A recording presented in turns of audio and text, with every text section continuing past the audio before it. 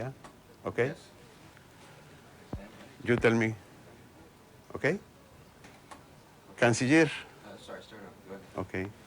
Canciller, estamos en Nueva York después de un día extraordinario para usted, para los diplomáticos y para la Argentina. Usted regresa mañana. Pocas preguntas y espero que usted me conteste como siempre sabe hacerlo. No hay limitación para las preguntas, las que usted quiera. Muchas gracias. Primero, ¿ha habido cambios entre la resolución que se pensaba presentar ante las Naciones Unidas y la que ayer fue aprobada así tan abrumadoramente? ¿Por qué? Casi la respuesta es obvia. Cuando uno persigue un proyecto, busca su triunfo. Y hay que buscarlo en la medida que no se declinen principios. Entre el proyecto inicial, que ni siquiera fue el que concebimos, llamémosle así, en el primer momento, el que concebimos con los países Copa, México y con los otros países latinoamericanos, en el primer proyecto se esbozó una estrategia que fue objeto de consultas. Este no es un asunto nacido así porque sí, ni es un asunto alocadamente presentado. Este es un producto de consenso. Cuando escribimos el primer proyecto, de acuerdo con México, se envió delegados a toda Latinoamérica que ya habían dado su voluntad formal, su voluntad política de apoyar el asunto de las Islas Malvinas ante las Naciones Unidas. Pero había que establecer la forma. Y entonces enviamos delegados, embajadores que visitaron distintas capitales latinoamericanas para recoger sus observaciones sobre la forma misma del proyecto y en base a eso establecimos lo que llamaríamos el primer proyecto, el que fue inscripto en Naciones Unidas cuando se inició el periodo de sesiones, con la firma del propio presidente mexicano, el presidente López Portillo, y con la firma de los cancilleres latinoamericanos que en ese entonces se encontraban en Naciones Unidas. Pero de allí en más empezó un necesario, trabajoso y largo proceso de consultas, de, llamémosle así, si se quiere, de proselitismo, con respecto a las naciones que iban a ser finalmente las que iban a dar su fallo en favor o en contra del proyecto. Y al mismo tiempo se creó un asunto muy importante, yo diría inédito en las relaciones latinoamericanas. Y es de que lo que llamamos con justicia el proyecto latinoamericano y no simplemente argentino, se transformó verdaderamente en una causa latinoamericana y no solamente argentina, con lo cual ganó fuerza, ganó posibilidades de aprobación. ¿Y por qué? Por una cosa muy sencilla. Porque las naciones hermanas de Latinoamérica que habían accedido fraternalmente a acompañar con su firma el proyecto, también se constituyeron en protagonistas activas de ese proyecto. En esta misma mesa acá empezó un proceso original, un proceso que yo quiero destacarlo con profundo reconocimiento hacia nuestras hermanas de Latinoamérica. Un proceso que las mostró participando activa y decididamente en la promoción del éxito de la tarea en la que estábamos. En los últimos días, sobre todo a partir de hace 2 semanas, llamémosle así, esta mesa fue testigo de reuniones diarias entre un grupo de trabajo de distintas naciones de Latinoamérica representando a todas las firmantes del proyecto, que iba acumulando experiencia, que iba intercambiando información sobre los contactos que de manera orgánica se fueron estableciendo con las otras naciones que participan en las Naciones Unidas y que iban a ser finalmente las que iban a fallar en favor o en contra de esta iniciativa. Y esto lo quiero destacar porque es necesario que el pueblo argentino lo sepa. Es necesario que entienda qué difícil fue la gestión, pero al mismo tiempo qué grado de reconocimiento nosotros le debemos a nuestras hermanas de Latinoamérica. se fue intercambiando opinión. Se fue diciendo, yo hablé con esta nación, yo hablé con esta otra, se fue estableciendo una estrategia diciendo, ustedes hablan hoy con estas naciones, ustedes con estas otras, nosotros con aquellas. Y esta mesa de la Embajada Argentina se constituyó en un foro latinoamericano. Esto es muy importante, casi emocionante decirlo, porque obliga a nuestro reconocimiento. Perdón, cuando usted nombra Latinoamérica, habla de los cambios, ¿qué papel le da usted a Estados Unidos en ese documento? No, Estados Unidos no participó de esas reuniones.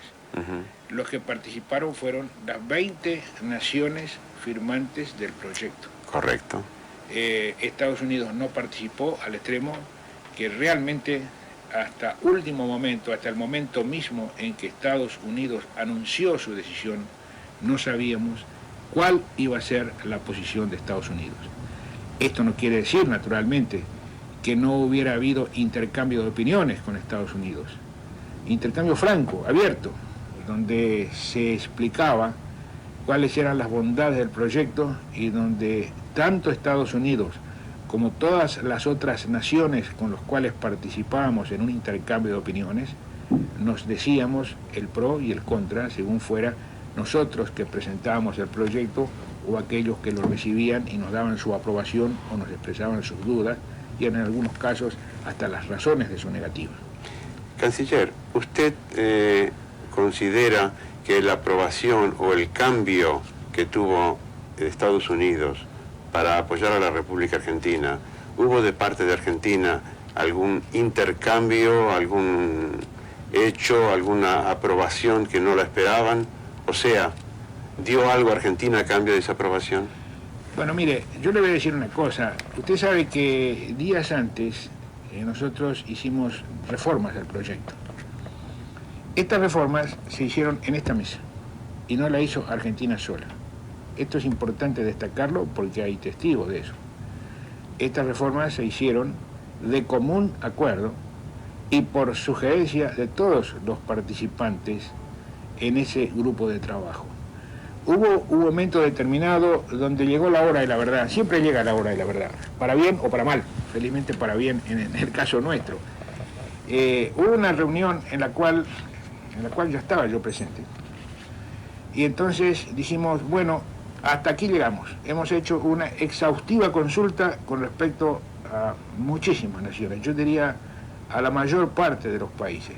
Prácticamente se consultó a todos, salvo algunos casos que prácticamente eran inconsultables porque tenían una posición sumamente definida. Bueno, en ese momento se dijo, ¿qué es lo que cada uno de nosotros ha encontrado que podría ser objetable dentro del proyecto? ¿Qué es lo que cada uno de nosotros podría decir que haría mejorable el proyecto en la medida en que no se declinen principios? Esto es fundamental decirlo, lo recalco, en la medida en que no se declinen principios. Entonces, quiero decir que ninguna de esas reformas nació de nosotros. Nacieron de países que estaban tan interesados como nosotros en que el proyecto prosperara, porque estaba en juego su propio interés, su propio nombre, su propio prestigio y su propio y fraternal deseo de que el proyecto prosperara.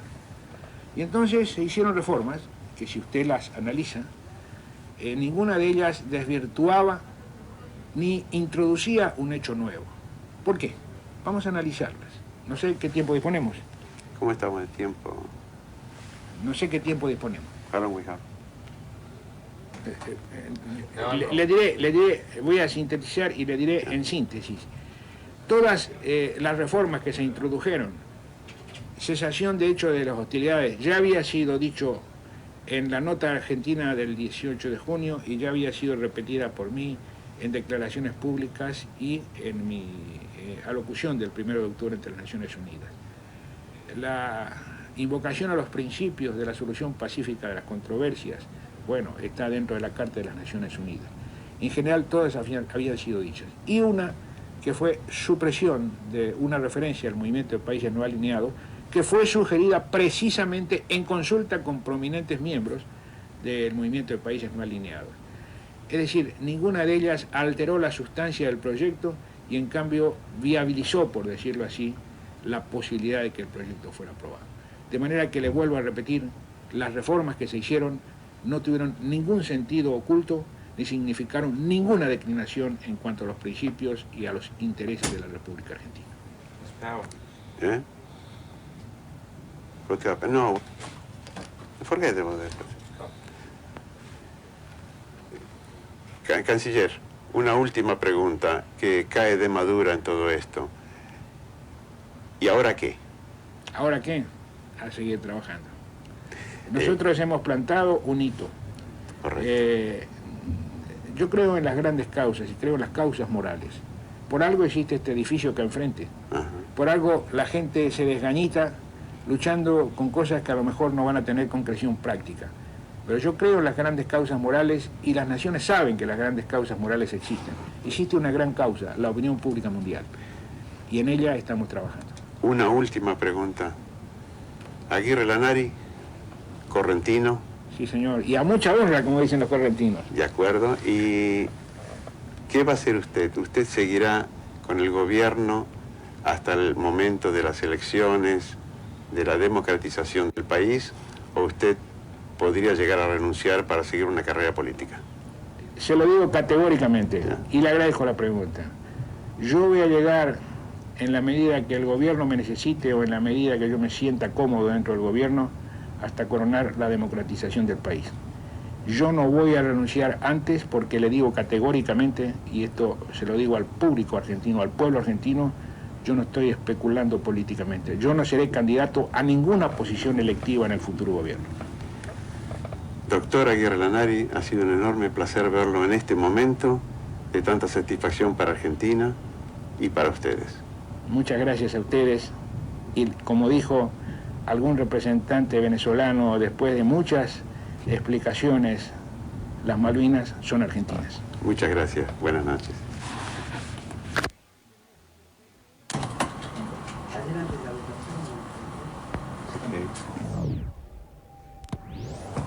Decime una cosa,